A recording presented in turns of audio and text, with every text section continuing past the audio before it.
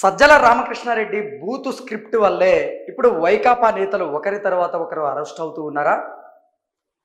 పోసాని అప్రూవర్గా మారి సజ్జల రామకృష్ణారెడ్డి పేరు చెప్పడంతో సజ్జల రామకృష్ణారెడ్డిలో ఇప్పుడు టెర్రర్ మొదలైందా? అందులో భాగంగానే సజ్జల రామకృష్ణారెడ్డి ముందస్తు బెయిల్ కోసం ఇప్పుడు హైకోర్టులో అత్యవసర పిటిషన్ దాఖలు చేశారా అంటే అవుననే సమాధానం ఇస్తున్నారు కొంతమంది రాజకీయ విశ్లేషకులు. ఈ నేపథ్యంలోనే అసలు సజ్జల రామకృష్ణారెడ్డిలో ఎందుకు భయం మొదలైంది, నిజంగా పోసాని కృష్ణమురళి ఇచ్చినటువంటి వాంగ్మూలం ద్వారానే సజ్జల రామకృష్ణారెడ్డిలో భయం మొదలైందా లేదా అనేది మనం పూర్తి స్థాయిలో విశ్లేషణ చేసుకుందాం. యాక్చువల్గా వైకాపా ప్రభుత్వ హయాంలో జగన్మోహన్ రెడ్డి ముఖ్యమంత్రిగా ఉన్నటువంటి సమయంలో అధికారాన్ని అడ్డం పెట్టుకొని కొంతమంది వైకాపా నేతలు, వైకాపా సానుభూతి పరులు అప్పటి ప్రతిపక్ష నాయకులైనటువంటి చంద్రబాబు గారి మీద, లోకేష్ గారి మీద, పవన్ కళ్యాణ్ గారి మీద, వారి కుటుంబ సభ్యుల మీద అనుచితమైనటువంటి వ్యాఖ్యలు చేస్తూ అసభ్యకరమైనటువంటి పదజాలంతో వారి మీద తీవ్ర విమర్శలు చేసినటువంటి నేపథ్యంలో ఎవరైతే అప్పుడు అధికారాన్ని అడ్డం పెట్టుకొని తీవ్ర విమర్శలు చేసిన వారు ఉన్నారో వారందరూ కూడా ఒకరి తర్వాత ఒకరు ఇప్పుడు అరెస్ట్ అవుతూ ఉన్నారు. అందులో భాగంగానే వల్లభనేని వంశీ అరెస్ట్ అయ్యారు. ఇప్పుడు పోసాని కృష్ణమురళి అరెస్ట్ అయ్యారు. పోసాని కృష్ణమురళిని ఆంధ్రప్రదేశ్ పోలీసులు హైదరాబాద్లో మైహోం బూచాలో అరెస్ట్ చేసి రాయచోటికి తరలించడం, అక్కడ ఆయన్ని విచారించి తరువాత కోర్టులో హాజరుపరచడం, కోర్టు ఆయనకి 14 రోజుల పాటు రిమాండ్ విధించడం, 14 రోజుల పాటు ఆయన జైల్లో ఉంటూ నిన్న ఈ విచారణ నుంచి తప్పించుకునేందుకు ఆయన ఒక హైడ్రామా ఆడడం, నాకు ఛాతీ నొప్పి వచ్చింది, అనారోగ్య సమస్యలతో నేను ఇబ్బంది పడుతున్నా అంటూ ఆయన హైడ్రామా ఆడడంతో సిఐ వెంకటేశ్వర్లు భయపడిపోయి ఆయన్ని కడప రిమ్స్ హాస్పిటల్కి తరలించడం, అక్కడ వైద్య పరీక్షలు చేయించడం, ఆ వైద్య పరీక్షల్లో అతనికి ఎటువంటి అనారోగ్య సమస్యలు లేవని తేలడం. సో ఇవన్నీ హైడ్రామా నిన్న మనం చూసాం.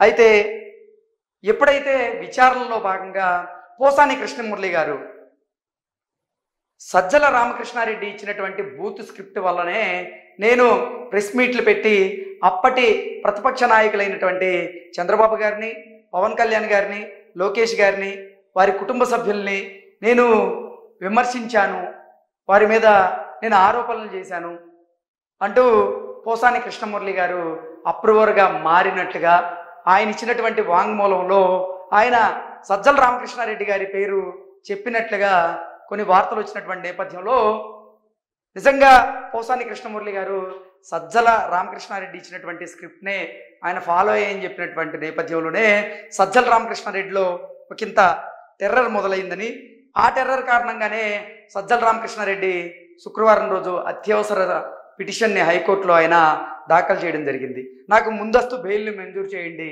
నా మీద అనవసరమైనటువంటి ఆరోపణలు చేస్తూ ఉన్నారు, నాకు సంబంధం లేనటువంటి కేసులో నన్ను ఇరికించేటువంటి ప్రయత్నం చేస్తూ ఉన్నారు, నా మీద కక్ష సాధింపు చర్యలకి పాల్పడుతూ ఉన్నారు అంటూ ఇప్పుడు ఆంధ్రప్రదేశ్ ప్రభుత్వం మీద కూడా ఆయన ఆరోపణలు చేస్తూ విమర్శలు చేస్తూ ఆయన హైకోర్టు మెట్లు ఎక్కడం జరిగింది. హైకోర్టులో ముందస్తు బెయిల్ కోసం ఆయన అత్యవసర పిటిషన్ దాఖలు చేయడం జరిగింది. అంటే నిజంగా ఏ తప్పు చేయకపోతే సజ్జల రామకృష్ణారెడ్డిలో ఇలా భయపడాల్సినటువంటి అవసరం అయితే లేదు. కానీ ఎక్కడ తాను అరెస్ట్ అవుతానో అనేటువంటి ఉద్దేశంతో ఆయన హైకోర్టును ఆశ్రయించడం జరిగింది.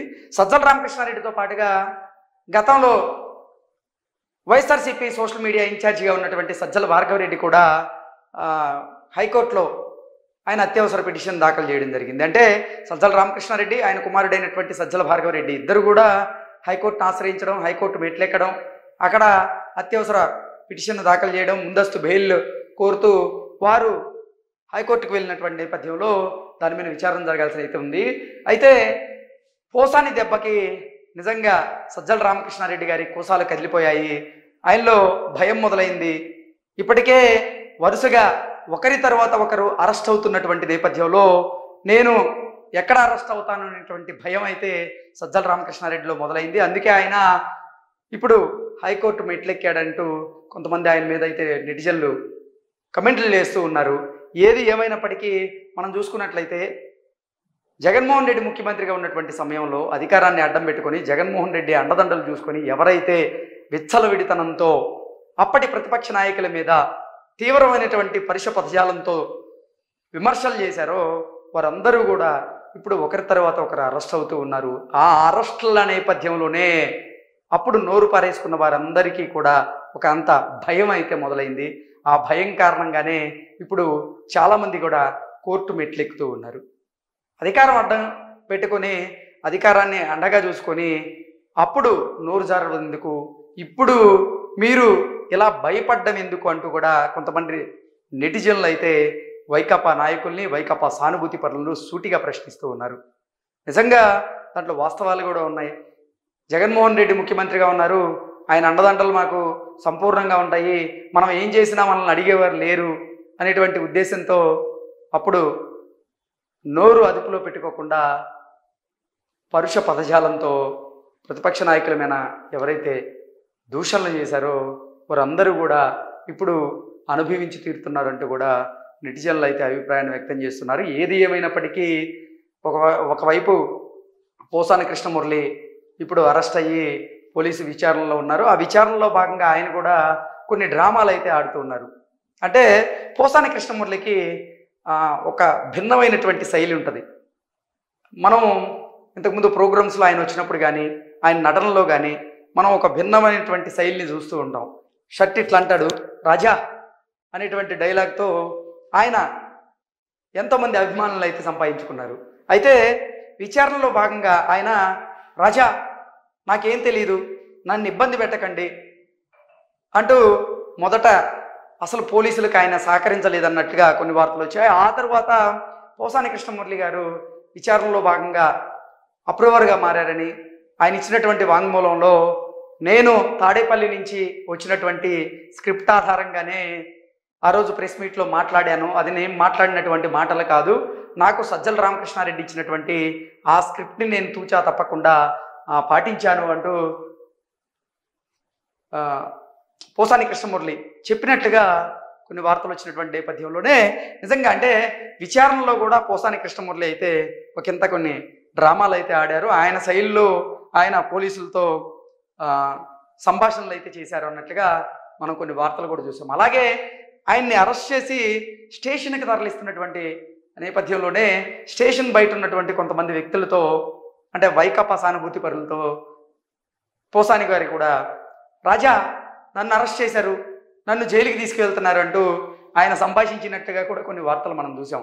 అలాగే ఆయన్ని కోర్టులో ప్రొడ్యూస్ చేసినప్పుడు కూడా ఆయన జడ్జి గారిని గౌరవ న్యాయమూర్తి గారిని అన్న అనేటువంటి పదంతో ఆయన పిలిచినట్లుగా అది కూడా ఒకంత వార్తల్లోకి ఎక్కినటువంటి నేపథ్యంలో అసలు పోసాని గారు నిజానిజాలను ఒప్పుకున్నారా లేదా అనేది మనకైతే ఇప్పటికైతే ఒక స్పష్టత అయితే రాలేదు. కానీ విచారణలో మాత్రం ఆయన సజ్జల రామకృష్ణారెడ్డి పేరు సజ్జల భార్గవరెడ్డి పేరు చెప్పడంతో సజ్జల రామకృష్ణారెడ్డి కూసాలు కదిలాయని అందుకే ఆయన భయపడిపోయి ఇప్పుడు హైకోర్టును ఆశ్రయించారు, హైకోర్టులో ముందస్తు బెయిల్ పిటిషన్ దాఖలు చేశారు అంటూ కొంతమంది అయితే అభిప్రాయాన్ని వ్యక్తం చేస్తూ ఉన్నారు. అంటే అధికారం మీ చేతుల్లో ఉన్నప్పుడు మీరు అడ్డగోలుగా ప్రవర్తించడం ఎందుకు, ఇప్పుడు భయపడిపోయి కోర్టులను ఆశ్రయించడం ఎందుకంటూ కూడా నెటిజన్లు అయితే సజ్జల రామకృష్ణారెడ్డిని సజ్జల భార్గవరెడ్డిని సూటిగా ప్రశ్నిస్తూ ఉన్నారు.